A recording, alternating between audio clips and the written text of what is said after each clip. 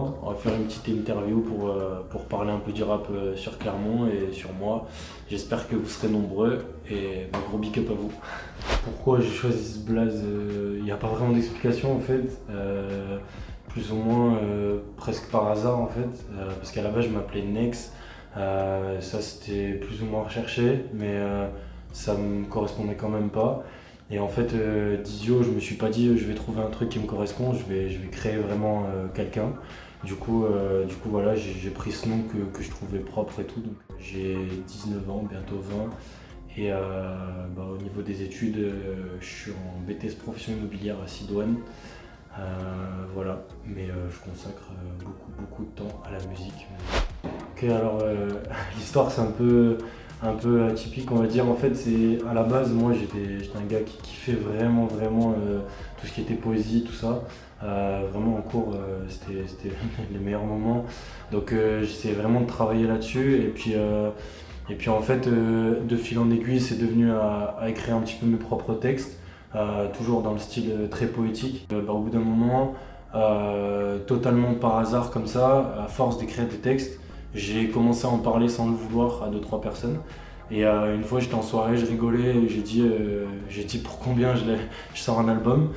Mais à la base c'était une blague, personne n'était au courant que je faisais un peu de musique. Et puis après j'ai laissé un peu de temps, j'ai commencé à vraiment écrire, à vraiment me consacrer, à commencer à envoyer 2-3 trucs à des potes. Et puis arrivé le confinement. Et là, je pense comme beaucoup de gens, il y en a beaucoup qui se sont dit c'est le moment ou jamais de se lancer. Donc du coup, j'ai travaillé pendant tout le confinement sur peut-être une soixantaine de textes. Et j'ai sorti mon premier son, Brie, qui est sorti le 31 juillet. Ouais, alors du coup moi j'ai pas vraiment eu de style précis en soi parce que en fait j'aimais beaucoup raconter les choses de façon poétique tout ça, mais arrivé au moment où il fallait sortir des choses, où il fallait expliquer en fait aux gens plus ou moins quel message je voulais faire passer, je me suis mis à plus partir dans un délire cinéma, c'est-à-dire à vouloir expliquer, raconter des histoires, tout ça, toujours de façon un peu métaphorique. L'époque cinéma, elle va rester, mais elle va venir se mélanger à mon style de rap, qui est vraiment mon style de rap, voilà, qui est un peu à comparer avec l'univers, bien sûr, sans comparer à ces gros rappeurs-là, mais avec l'univers type Luvresval. Y'a les cousins du Brésil, moins de 8 ans, ils ont tous dit Glock. Tout ça, voilà, c'est cette espèce d'univers-là, ça ressemblera plus à quelque chose comme ça. Et voilà, avec vraiment quelque chose de poétique, de bien écrit et qui vient vraiment transporter les gens, quoi. En fait, moi j'ai toujours commencé, j'étais tout seul, c'est entre guillemets, parce que j'ai toujours mon pote qui est là depuis le début. Moi je suis quelqu'un de assez polyvalent et vraiment je touche à tout, c'est-à-dire que moi quand je suis arrivé dans la musique, je me suis pas dit waouh, je vais chercher un ingé son, je vais chercher des gens qui font des prods, je vais chercher des gens qui ça, parce que ça coûte des tonnes d'argent, moi j'ai pas les moyens. Et je me suis dit le meilleur moyen de faire tout ça c'est d'investir, de se débrouiller tout seul, d'apprendre. Alors j'ai pris des cours d'ingénierie du son, j'ai pris des cours de caméra, j'ai pris des cours de tout. Et c'est tout moi qui fais tout seul. Maintenant j'ai mon équipe de clips quand même parce que ça reste quand même beaucoup plus simple d'avoir quelqu'un qui est professionnel dans le milieu. Mais voilà, j'ai toujours tout appris, c'est moi qui mixe, masterise tous mes sons, j'ai ouvert mon studio. Alors au niveau du nombre de morceaux que j'ai enregistrés, vu comme je le dis, j'ai mon studio en fait chez moi, franchement d'enregistrer je dois peut-être être à 500, 600 sons faciles. Franchement je fais au moins un son par soir. Des clips, j'ai fait 3 clips. Le premier c'est par un pote à moi en fait, j'avais eu le contact d'un gars qui faisait des clips, donc voilà, un pote à moi qui fait de la musique, voilà, et on a filmé à la GoPro, du coup on a fait tout le clip à la GoPro entièrement, et montage tout compris, et ensuite du coup le dernier clip là que j'ai sorti réalité, c'est le troisième et dernier. Lui il a été fait par une équipe de clips, d'ailleurs je vais donner leur blase, c'est Les Cinéastes. Donc si jamais vous avez besoin de clips ou quoi, n'hésitez pas à aller les voir parce que c'est vraiment une grosse équipe et ils travaillent très bien.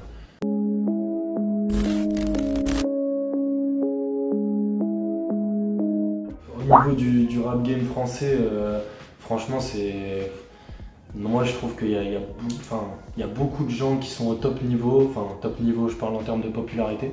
et qui sont là-haut parce qu'ils ont percé grâce à des réseaux, grâce à plein de choses et tout ça.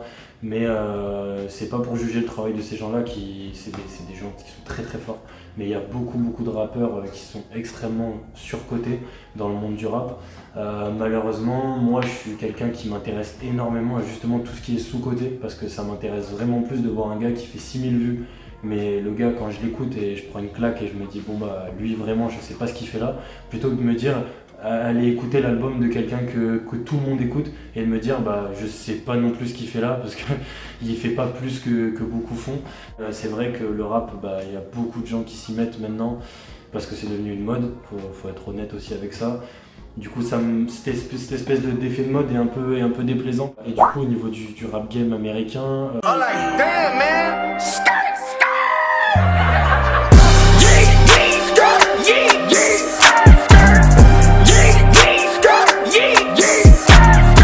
alors faut savoir que moi j'écoute pas spécialement de rap américain. Pas que ça me déplaise, hein, c'est juste que je suis vraiment rap français. Vraiment. Après, aux États-Unis, il y a quand même une cote de popularité énorme comparé en France. Comparé à la France, il y a moins de clichés, j'ai envie de dire, aux États-Unis parce que le rap est plus généralisé, il est implanté depuis plus de temps. Mais ça reste, on retrouve beaucoup de similitudes quand même au rap français. Après, encore une fois, je vis pas aux États-Unis et j'en écoute pas assez pour venir dire quoi que ce soit. De ce que je vois d'extérieur, il y a des similitudes, ouais, par contre. Okay, alors au niveau de mes influences rap français, ça va être vraiment les deux plus gros, ça va être Luvresval Moi les miens sont vains, samouraï, j'ai caché ma lame. et PLK. Ça m'apaise quand je repense à avant, même triste on dira que ça va. Deux styles complètement différents, mais moi je suis, c'est pas une influence plus PLK, c'est quelqu'un que je suis fan de son univers, je suis fan de tout ce qu'il fait. Après Luvresval, c'est vraiment une influence, c'est-à-dire que c'est vraiment quelqu'un que j'écoute pour progresser en fait. Les Luvresval, les Nekfeu, les Damso, tout ça, c'est vraiment un univers qui m'influence parce que c'est là où je me dis c'est le meilleur du rap et c'est là qu'il faut prendre le mieux. Après, c'est vrai que quand on compare Luvresval à Damso, il n'y a pas photo en quête de popularité, mais en termes de niveau, moi je trouve que c'est tous des univers différents, même s'ils sont très proches. Mais c'est des excellents rappeurs et qui travaillent vraiment leurs textes pour passer un gros message. Absolument pas, il n'y a personne derrière mes textes, c'est uniquement moi et moi seul et ce sera toujours moi qui écrirai mes textes.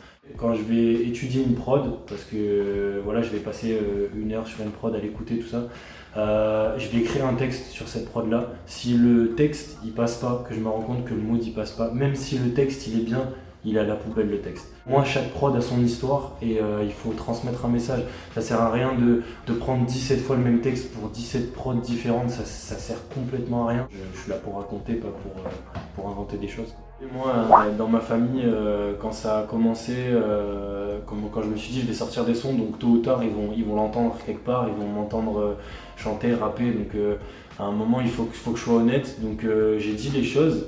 Alors bien sûr, le premier regard, c'est ce que vous dites, c'est que c'est violent, c'est qu'il y a de la drogue, c'est qu'il y a des mauvaises fréquentations, il y a tout ça. Enfin, c'est toute l'image que les gens se font du rap. De ce qui est produit dans le rap, Ça veut rien dire. c'est de la merde, quoi, je veux dire. Pourquoi? Parce qu'il véhicule de la haine. Que ce soit mon père, ma mère, mes grands-parents, tout ce que vous voulez, tout le monde, même ma petite sœur, tout le monde s'est dit il fait du rap, c'est dangereux, alors que pas du tout. C'est faux maintenant. Maintenant, si vous voulez, on a tellement évolué dans le rap que je trouve que c'est pas ça, c'est pas un monde de gangsters qui se tirent dessus.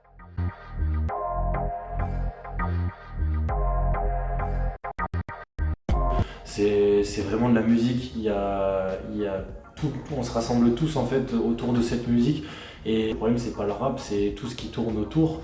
Mais en soi, si on fait notre musique et qu'on est juste un passionné de musique, on se concentre sur ce qu'on aime, ce qu'on fait, on n'essaie pas d'aller faire des choses incroyables pour prouver à tout le monde qu'on est le meilleur, à ce moment-là, il n'y a pas de raison. Le rap, c'était juste de la musique, et comme la pop, comme tous les styles de musique que vous écoutez tous les jours. Donc. Parce que le rap, il a été commercialisé comme ça, entre guillemets, c'est-à-dire que les gens prennent trop tout premier degré, c'est-à-dire moi, vous voyez, dans mon dernier clip réalité, j'ai un gars. Pour autant, je vais pas m'amuser à tirer de la À utiliser des armes, c'était uniquement une métaphore de ce que je trouve justement trop grave, que ce soit dans tous les secteurs, d'en venir à là pour de la drogue, pour des choses comme ça. Après, voilà, c'est des histoires, mais voilà, c'était plus dénoncer quelque chose. Mais le rap, il y a beaucoup de gens qui dénoncent, il y a beaucoup de cinéma dans le rap, il y a beaucoup de choses. Et si vous voulez, on ne pourra jamais sortir de ce cliché du moment où vous voyez, par exemple, la série Validé, c'est une série que j'adore, mais pourtant, mine de rien, on vient donner encore plus un cliché du rap, malheureusement. Donc voilà, il n'y a rien à dire sur ce fait-là, plus que ça sera toujours comme ça, parce que les gens l'ont créé comme ça. Puis c'est pas parce que les gens viennent d'un quartier qu'ils sont dangereux non plus, il faut arrêter ça. Et malheureusement, c'est devenu un cliché, et les clichés, ça s'arrête rarement, quoi. Non, déjà, c'est absolument pas du vide, du bruit. Ça te parle pas non plus? Bah c'est du bruit, c'est pas de la musique. Non, c'est pas ça de la musique. Non. Si vous voulez, quand vous écoutez une chanteuse, ou un chanteur d'ailleurs, qui va seulement faire une mélodie avec sa voix et qui va absolument rien chanter, là on va dire que c'est beau, que tout ça, mais par contre, quelqu'un qui va lâcher des gimmicks juste pour mettre l'ambiance, là tout de suite c'est vide, il n'y a pas de texte, il n'y a rien du tout, c'est faux, c'est du travail, c'est mettre l'ambiance dans un son. Des fois pendant 4 minutes il faut attirer les gens, et quand on a beaucoup de choses à dire pendant 4 minutes, il faut un peu mettre de l'ambiance, et on est obligé de le faire avec des gimmicks, avec tout ça. Donc non, faut pas dire que c'est vide, parce que c'est jamais vide, c'est une création, et croyez-moi que trouver des flows et trouver des moods pour transporter les gens, même avec des choses simples, c'est très très compliqué. Et des fois même plus compliqué que d'écrire un texte que les gens disent complexe entre guillemets. Donc voilà, il faut pas juger ça, c'est pareil dans tous les milieux, mais encore une fois le rap c'est dans un petit carré, et les gens le caractérisent comme ils le veulent, et malheureusement mal. C'est pas mieux avant, c'est pas mieux maintenant, c'est du rap, c'est tout, c'est chacun son style comme je le dis, et je pense que en fait ça a juste évolué, c'est tout, et il faut évoluer avec son temps. Maintenant il y a TikTok, il y a tout ça. Le rap d'avant, il y en a qui sont fermés dans le rap d'avant, mais ils sont fermés dans le rap d'avant parce qu'ils regardent pas tout ce que ça apporte aujourd'hui. Et ouais, il y a peut-être beaucoup plus de rappeurs, il y a peut-être beaucoup plus de ce que vous voulez, mais par contre ça ouvre énormément de projets. Il faut voir juste au-delà, en fait, pour s'enlever cette vision du passé, il faut juste voir au-delà de tout ça, et se référer à la vie de maintenant. C'est tout simplement les gens, ils ont fait cette espèce d'amalgame. Et voilà, mais c'est parce qu'ils ne le comprennent pas, il faut pas leur en vouloir aussi, c'est normal, ils sont passés de presque rien à énormément de choses en l'espace d'une vingtaine d'années, et nous on est nés dedans, donc forcément pour nous c'est simple, pour nous c'est que du plaisir, et eux ils ont plus de mal. Et je pense que c'est pareil pour le rap en fait. Tout est arrivé très vite, il y a eu les MAO avec les logiciels, tout ça, et tout s'est numérisé super vite, donc du coup forcément les musiques, il y a beaucoup plus d'autotune. Aujourd'hui, nous retrouverons Daniel qui vit depuis maintenant 5 ans avec la maladie de l'autotune. Au début c'était marrant, mais à force c'est un peu chiant. Avant, ça existait presque pas, ou c'était très peu utilisé. Donc forcément, maintenant que c'est utilisé et tout, les gens ils ont beaucoup plus de mal, alors que non, en fait, eux ils ont fait avec ce qu'ils avaient à l'époque, nous on fait maintenant avec ce qu'on a, donc voilà, c'est tout. Franchement, ce que je conseillerais, c'est juste de jamais lâcher, en fait. Si c'est votre passion, si c'est vraiment ce que vous kiffez, il faut jamais lâcher, et il faut se donner les moyens d'y arriver.